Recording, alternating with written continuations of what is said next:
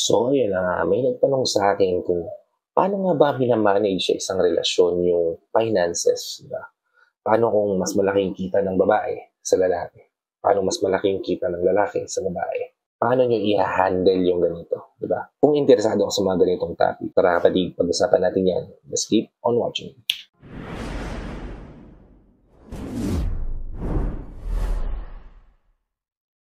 Hi, I'm Gary P. Gumagawa ko ng mga videos na tulad nito para matulungan ka na maging best version ng sarili mo at may bigay mo yung best self mo, syempre, sa taong mahal mo. Kaya kung bago ka pa lang dito sa channel ko, please consider liking this video.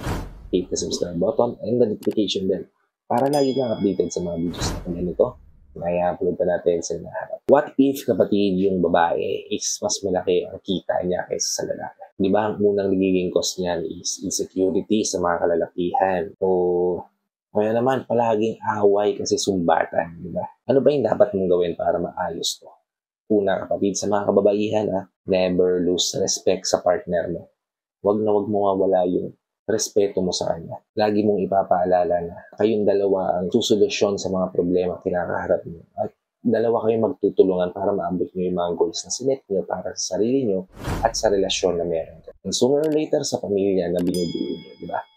May respeto ka sa partner mo, hindi mo siya kukutsain sa liit ng sinasahod niya compare sa sinasahod mo.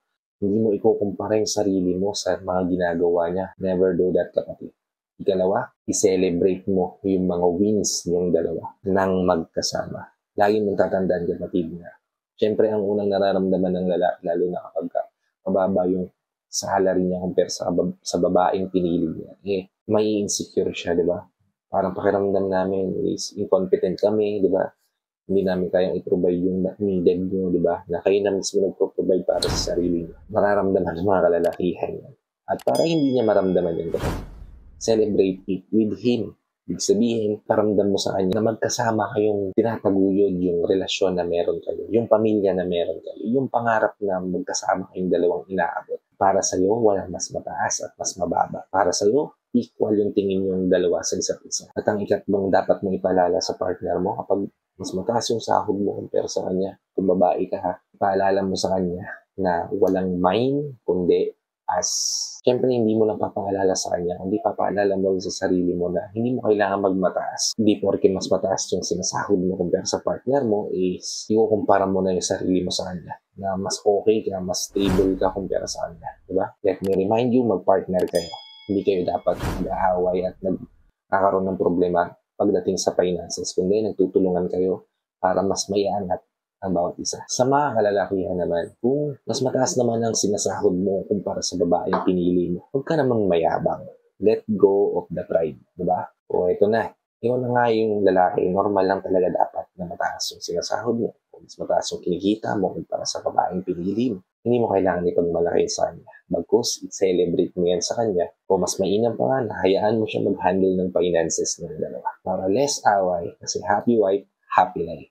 Ikalawa, be her cheerleader. Ibig sabihin, ikaw ang unang-una dapat na magbo-boost up, mag-i-inspire sa kanya kapag nade-degrade siya o nade-down siya. Diba? Kapag demotivated siya, kapag malungkot siya, kapag nade-depress siya. Suportahan mo siya. Diba? Remember, kapatid, hindi to tungkol sa sino mas mataas o sino mas mababa ang salary o income sa inyong dalawa. Kundi sa kung paano kayo nagiging isa na pinagsama yung nasa taas. Diba? Dahil tatandaan na kaya kayo naging mag-partner para magtulungan kayong umangat, hindi maghilahan pababa. So, I hope natulungan ko kayo dito sa pag-resolve ng mga problema na katulad nito sa video na to.